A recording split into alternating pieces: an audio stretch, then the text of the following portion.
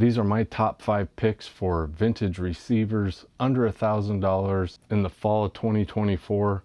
If that was my goal, these are the ones I'd be looking at. And right now I do think that $1,000 price point for a vintage stereo receiver is probably the sweet spot. I think you can get something that you're not going to need to upgrade right away. You're going to get a good quality piece. You're going to get a good amount of power. I think most things beyond this price point, you know, you're starting to get into bragging rights, something that's got more power than you're ever going to need, more bells and whistles than you're most likely going to use. I do think as of right now, that $1,000 budget is probably perfect. It's going to be fun. Here we go.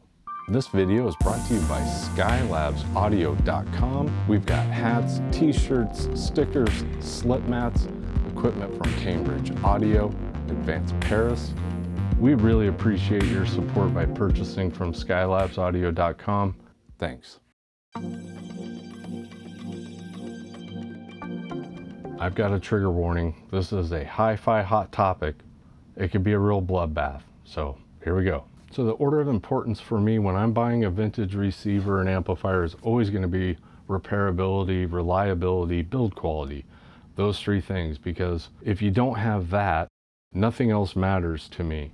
At least with my budget and my finances the way they are. You know, some people out there, maybe they'd be happy with owning something for a year, letting it become a boat anchor and not caring. Well, that's not me. You know, if I'm going to buy something, I'm going to invest into something.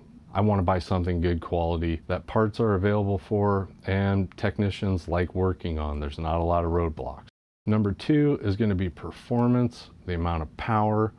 Really, and based on what speakers I have is going to dictate how much power I'm going to need. Most of my speakers are, you know, brand name consumer speakers. All of these receivers check that box. And the next thing I'd be looking for with picking out a vintage receiver would be the looks. I get it.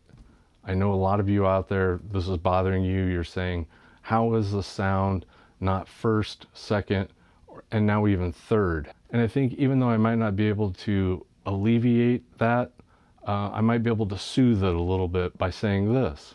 If I was in the I don't play with tone controls camp, these 2 would be reversed. But because I'm okay with playing the tone controls, I'm going to put the appearance, the interaction I have with that receiver 1 notch above how they sound.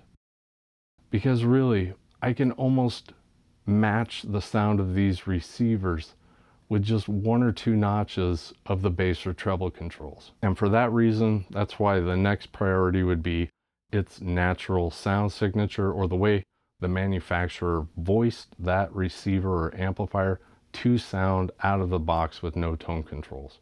And then lastly, we have the tuning section. And I'll admit, I am not a big AM/FM radio listener. So as long as the receiver I get has the ability to pull in a station that I'm looking for in stereo, it's good to me. If you're still with me after all of that, I'll get into my list. And coming in at number 5, we've got the Yamaha CR120. This vintage receiver has 70 watts per channel. In 1978, the MSRP was $540. As far as inputs and outputs go, we've got 2 tapes, 2 phonos, 1 auxiliary. We've got a pre-out, a main in, and you've got speakers A, B, and C. And some of the reasons why the 1020 made it on this list would be the exceptional build quality. There's no question that these Yamahas were really well built. I really like this entire line of Yamaha. I do think they're one of those brands that kind of had a signature sound in mind, and they've really stuck to it. Some people out there might find the Yamahas to be a little bit on the sterile side. They call it the Yamaha natural sound.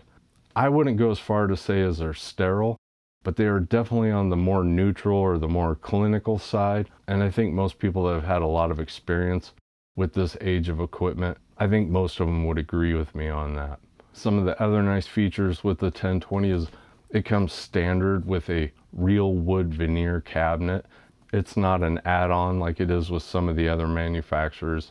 When you bought a 1020, that wood cabinet came with it. There are definitely more inputs and outputs on that 1020 than I personally would use. Having 2 phonos and essentially 3 line level inputs and your pre-out main in, I'm golden with that receiver. I don't need any more. There are a few drawbacks to the Yamaha as opposed to some of the other receivers on this list, being why it's at number 5. I think some people find the appearance of these Yamahas a little bit dull.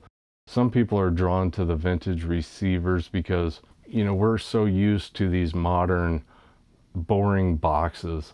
Most of the 70s receivers were anything but boring boxes. A lot of them have lots of different colors. They're kind of flashy. And the Yamahas are very subdued. I think the majority of people out there that are getting into vintage electronics, they're wanting to get a more traditional vintage receiver style. You know, more like a Morance or a Pioneer or Sansui, that type of thing.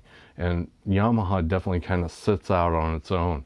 And I think that's what kind of keeps the value of these down a little bit. And another thing that I'm personally not a big fan of is the way the loudness control works. With Yamaha, you have a variable loudness control as opposed to most of the other manufacturers strictly having an on-off. And I get it. I know why people like the variable loudness. You can kind of tweak it to where you want it. You can dial it in to where it's perfect for you. And I would prefer that too, if I could bypass it with the push of a button. And coming in at the number 4 spot, I've got the Morance 2240B. And the 2240B is a 40 watt per channel receiver. In 1977, the MSRP was $500. It had 1 auxiliary, 1 phono, 1 tape loop, pre-outs main in, and speakers A and B. And looking at some of the pros on the 2240B, we have to start off with the looks. It's really hard to deny the draw to these Morance receivers. There is a Morance tax because of the looks, and a lot of our customers are not ashamed to admit that as well. They love the looks of the Morance. I think they did a great job of them. I'm not alone in that opinion. Another positive point to the Morance has to be resellability. That is something you really want to consider when buying a receiver is, how difficult will this be to resell if it's not for me? Because that does happen. It happens to almost all of us. And with the Morance receiver from this era, you are not going to have a difficult time selling it. They are almost impossible to keep in stock here at Skylabs. Morance is another brand that is really focused in on a signature sound and really not wavering from it. This entire decade of Morance, to me, really have that warm Morance sound. Another positive for the 2240B, they sold a lot of these units. Most parts are readily available anytime I need one, and that's a huge bonus as well. I only have a couple negatives for the 2240B, one being that Morance tax. You're not getting the same amount of power as you are with some of the other brands because it's a Morance. You know, 40 watts per channel and paying around $1,000 for it. You could definitely get a different brand, same build quality, with more power. On the flip side of that, most people are going to never use more than 40 watts per channel anyway. So it really does just depend on how you see it. You know, do you feel like you really need 100 watts per channel or 80 watts per channel? Or are you somebody that would never even get past 10? And in that case, hey, that Morance 2240B might be the perfect option for you. For me, it's sitting at number 4. Just because I think the next 3 picks have just a little bit more value for that $1,000. And coming in at number 3, I picked the Sansui 7070. This is a 65 watt per channel receiver. In 1977, they were $500. It had 2 phono inputs and tape loops, 1 auxiliary, and 2 speaker outputs being speakers A and B. There are no pre-out main ends on the Sansui 7070.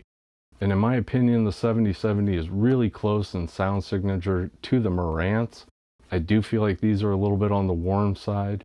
To me, they sound like a mid-70s vintage receiver. I do think the Sansuis from this era maybe have a little bit more bass than the Morance naturally, But then again with the Morance, if you turn that bass knob one notch up, they're going to be almost the same again. But going off the way that Sansui voiced that receiver, the way they intended it to sound, it's got a little bit of a warmth to it. And I really love the looks of this era of Sansui. You've got that classic vintage receiver look.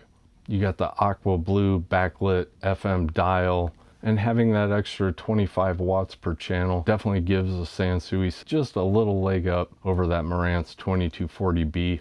Otherwise, I think they're really close in sound signature. They're really close in build quality. The only bummer with the 7070 is it's a vinyl wrap cabinet. It's really hard to find one of these Sansuis that doesn't have the vinyl wrap peeling up or missing or just not looking its best. Most of the time we have to redo the vinyl wrap. And while it's close, and while it definitely looks better than an original cabinet in bad condition, it's still not quite right.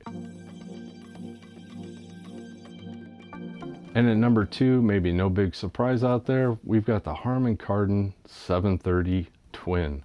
The Harmon Cardon 730 Twin was 40 watts per channel, and in 1977 the MSRP was $419. The 730 has 2 phono inputs, 2 auxiliaries, 2 tape loops, pre-out main in, and can accommodate 2 sets of speakers. And the pros list for the 7030 has to start with the dual mono construction. This is unique to any other receiver on this list, and it's unique to a lot of receivers from this era. You'll see a lot of integrated amplifiers and power amplifiers with dual mono construction or 2 power supplies, but you don't see it very often, especially in a 40 watt per channel receiver at all. Harmon Cardon took a different approach to their receivers in the 70s. Rather than big, heavy aluminum faceplates and putting a lot of emphasis on the aesthetics and the exterior build quality, I think they kind of went at it like, let's go for a lot more features, a lot more ins and outs, even with our low wattage receivers, and not focus so much on having a big, thick faceplate and a lot of bells and whistles in the front end of it. I really think these are a really balanced receiver as far as their sound signature goes. They're not really overly warm or overly sterile. They're really right in the middle. They have great clarity. Their sound stage is huge. I think Harmon Cardon really nailed the voicing on these. I think most people tend to agree. They really had it dialed in straight out of the box. So for those of you out there that are no tone controls, no loudness, definitely look at the Harmon Cardon. Don't let that 40 watts per channel fool you. I think all of the vintage receivers from this era are a little bit underrated, but I think Harmon Cardon really is extra underrated. I think a lot of that has to do with their claim of being ultra wideband, and I'm not going to try and get deep into that. I would go check out Ed's video at Old Guy Hi-Fi. So ultra wide bandwidth was a big buzzword and big goal with Harmon products going all the way back to the 60s. I don't know if there's a better person out there to explain that to you. It's super interesting. You should definitely go check it out. And the only negative, that faceplate is super thin. It is a very thin piece of aluminum, and they dent very easily. If you are needing a replacement faceplate for any of the Harmon Cardons, the 330, 430, 730, 930, any of them in that line, you're going to be waiting a while. We're all looking for those faceplates. And at this point, any of the regular viewers out there know the brand, the manufacturer of my #1 pick, and that is Pioneer. I went with the SX850 for my #1 pick. The 850 has 65 watts per channel. In 1977, the MSRP was $500. It has 2 phono inputs, 2 tape loops, 1 auxiliary, pre-out main ins, and it has 2 speaker outputs with speakers A and B. This is by far my favorite era of Pioneer, being the SX50 series. I know a lot of people prefer the 80 series because they like the VU meters, but I prefer the little bit of extra build quality that they put into the 50 series. And like the Harmon Cardon in the #4 spot, I do think this is another really balanced sounding receiver. If there is a receiver on this list that you could completely pull the tone controls out of and I would never want more, it's this one. I would also agree there is a slight boost in the bass to my ears. The music I listen to, straight out of the box, that SX50 series, it does it for me. And the SX850 has everything I'm looking for, from the size of it to the build quality, the overbuilt power supply, the amount of watts. It's plenty. It's plenty for any speakers I own. It still screams mid-70s vintage receiver. Even though it doesn't have the pretty blue lights or the green lights, I love the looks of that 50 series. It's got a real wood veneered cabinet. This really is only one notch above the mid-level of the entire line. There's still 3 more receivers, bigger and badder, above it. I feel like the 850 really is the sweet spot of that entire series. You start getting above this one, you're almost doubling your money for really bragging rights. I just think for all practicality purposes, that Pioneer SX850 is the best receiver you can buy for $1,000. And definitely down in the comments, leave your list. There's no way with this many pieces of equipment built in the last 40, 50 years, we should all have the same list. That'd be absolutely ridiculous. And because you don't want to miss out on any of our up and coming vintage audio content, definitely hit that subscribe button, and we thank you.